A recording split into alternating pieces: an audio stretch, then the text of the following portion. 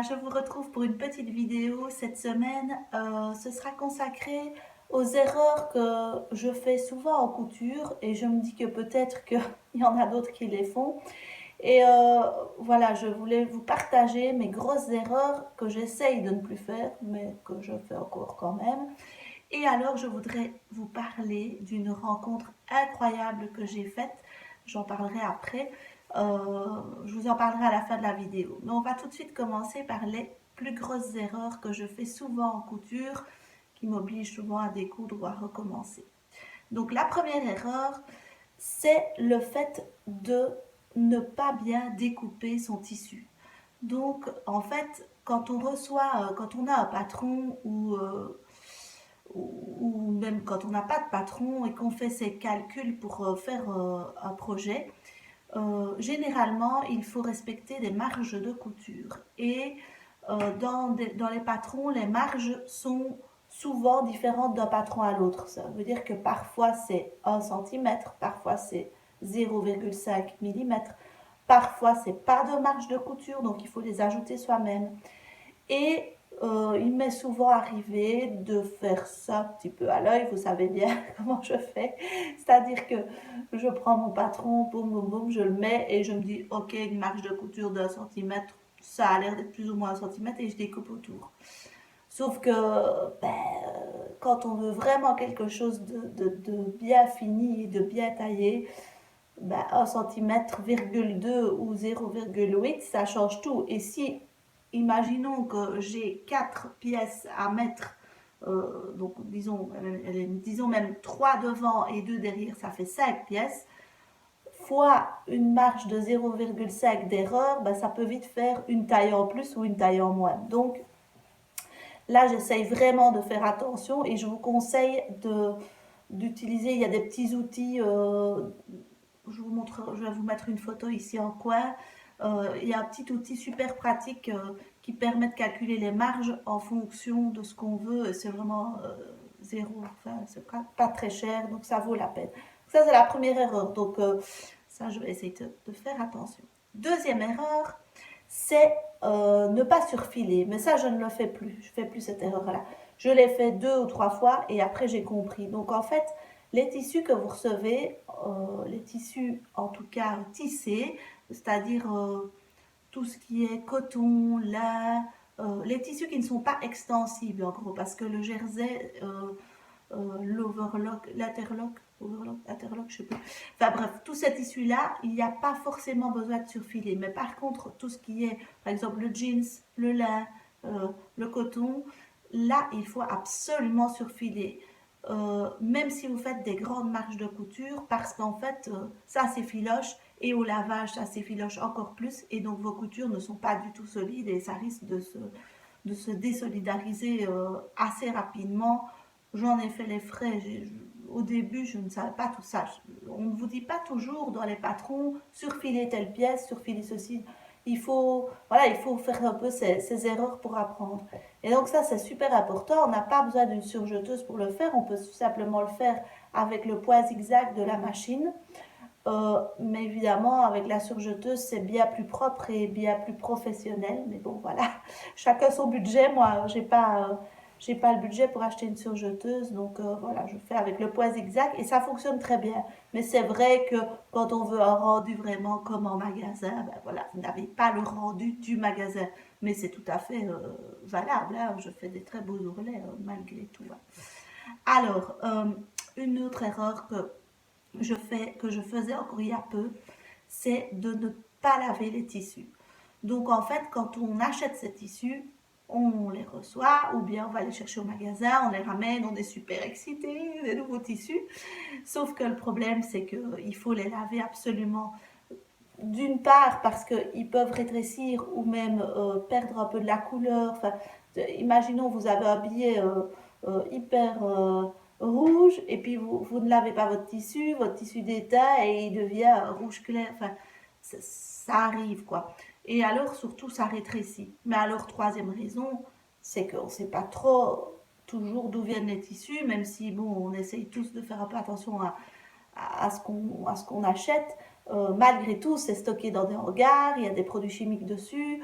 Moi, je pense que le mieux, c'est vraiment de les laver une, voire deux fois avant de les utiliser.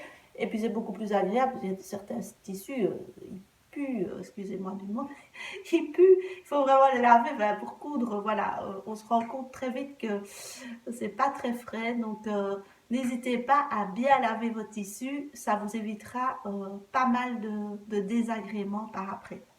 Et alors, qu'est-ce que j'ai encore comme erreur? Ah oui, la plus grosse erreur de toute ma vie, mais je pense que c'est tout le monde pareil, c'est coudre quand on est fatigué. C'est-à-dire que moi, je super excitée, j'ai super envie d'avancer. Enfin, moi, quand je commence un projet, j'ai vraiment du mal à m'arrêter parce que j'ai envie de terminer mon projet, coûte que coûte. Mon projet sera fini. Aujourd'hui, à telle heure, ça va pas comme ça. D'abord, on se trompe, on doit recommencer, puis on a mal lu un truc, on a oublié de découper une pièce. Enfin, bref, il faut pas se dire qu'on aura fini son projet le jour même, voire, il faut pas se mettre de timing, je pense. Enfin, en tout cas, pas trop serré. Moi, j'ai tendance à vouloir tout faire tout de suite et un peu impatiente, mais comme tout le monde, je crois qu'une fois qu'on a son tissu, on est tellement excité que bam, bam, bam, on veut que tout soit fait. Alors qu'en fait, bah, c'est pas ça la solution du machin. La couture, c'est aussi un moment de détente. Et il faut, si vous avez des enfants, si vous avez des animaux, si vous avez des choses à gérer en même temps, cuisiner ou quoi, en fait, non. Oubliez, on coupe et on ne fait que coudre. C'est-à-dire, on ne va pas commencer à faire deux choses en même temps parce que ça demande énormément de concentration. Et moi, c'est bien simple, les plus grosses erreurs que j'ai faites, c'est parce que j'ai voulu terminer. Je me disais, allez, je vais vite faire la fin, l'ourlet, machin, retourner. Et en fait, oui, qu'est-ce que j'ai dû faire? Découdre. Et puis, j'en pouvais tellement plus. Je dis, ok, je termine demain. Donc, en fait, on perd du temps inutilement. Donc, ça, c'est vraiment une erreur énorme. Euh, Prévoyez un moment où vous êtes seul, où vous êtes concentré, où vous adonnez que à ça. Il n'y a rien d'autre qui vous dérange. Et là, ce sera nickel. Vraiment, vous allez gagner au final du temps. Vous allez en gagner. Donc voilà, ça c'est mes grosses erreurs. Il y en a encore plein, mais on en fait. En fait, coudre, c'est ça, c'est faire des erreurs, s'améliorer. Et puis pour finir, des petites choses qui nous paraissaient une montagne, comme par exemple poser une tirette ou...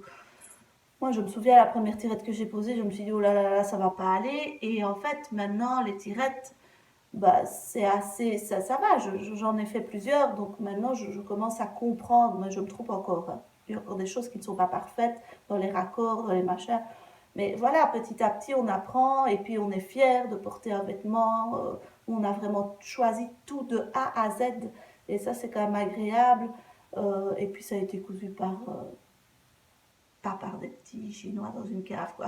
Voilà. Après, ça n'empêche pas qu'on fait tout ce qu'on peut, hein. Il y a un budget, il y a des choses, ça coûte quand même de l'argent. Et moi, je peux comprendre qu'on aille acheter ses vêtements au H&M, je le fais aussi. Voilà. Attends, il y a le chat qui vient se mettre, il ne doit pas.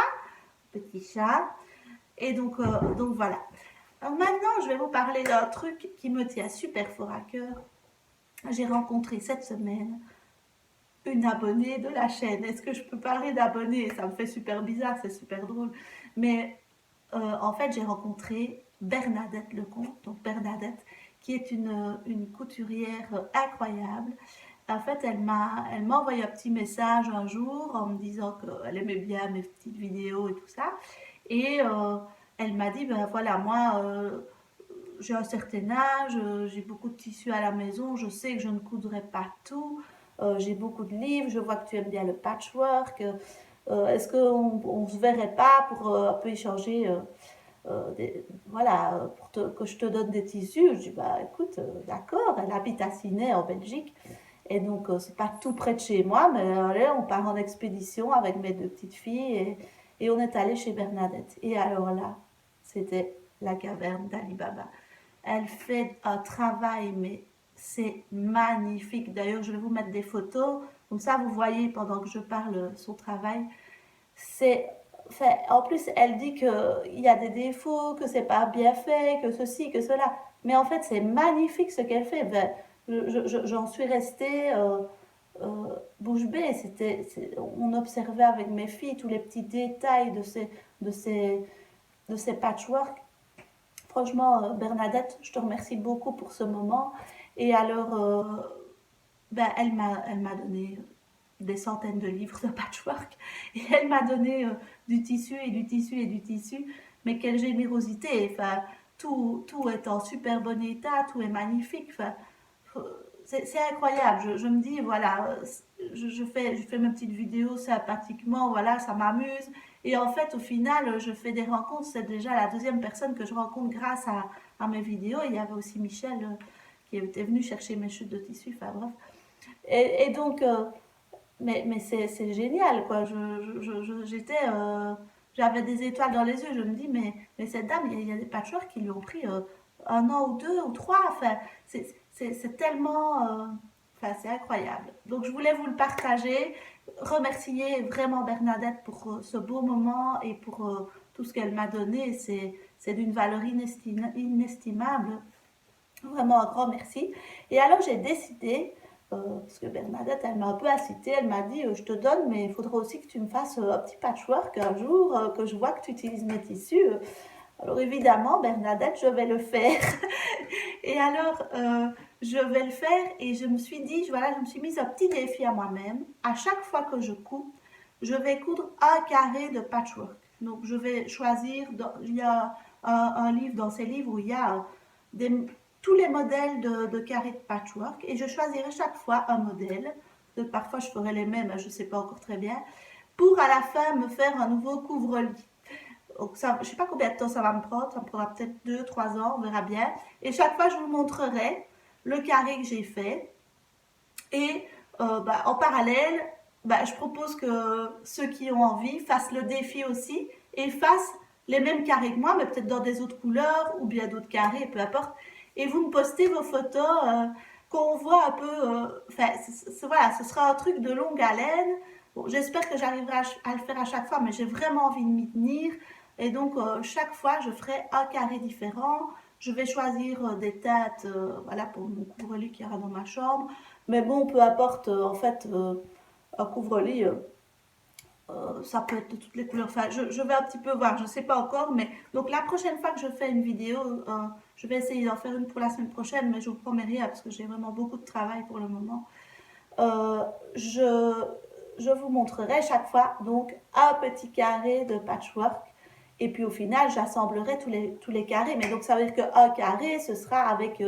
enfin, il y a plusieurs façons de faire les carrés. Il y a le lock cabine, le lock machin. Je ne connais pas bien. Je suis en train de me documenter grâce au livre de Bernadette. Et donc voilà, je pense qu'on va partir là-dessus. J'espère que ce petit projet patchwork vous tente aussi et vous intéresse. N'hésitez pas à partager si vous avez aussi chez vous des beaux patchwork, des belles créations. Mettez les photos, faites profiter tout le monde. Moi, c'est le but, c'est vraiment de partager les choses. Et donc, voilà, j'espère que cette petite vidéo vous a plu. Et je vous dis à la prochaine fois. À bientôt.